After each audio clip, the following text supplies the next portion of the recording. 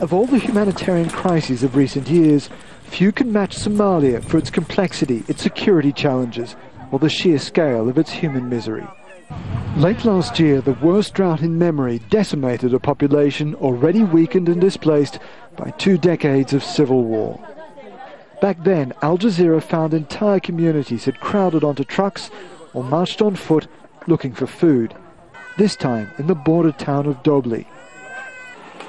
500,000 others crowded into Mogadishu, the city so crammed with people that it was almost impossible to walk between their shelters.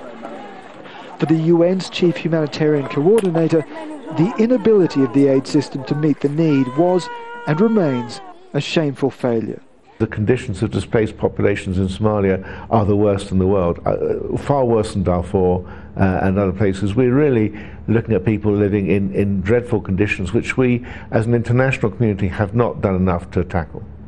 After 4 years, Mark Boden is leaving his post, but he admits the job is far from finished.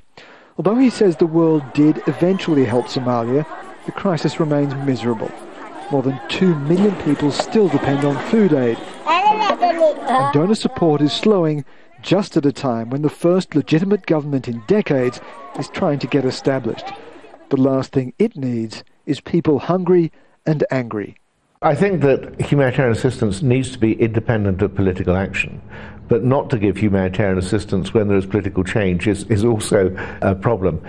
So Mark Bowden and others are calling for more aid, not less, because if Somalia is allowed to go through another crisis, the humanitarian cost will be huge, but so too will the political cost.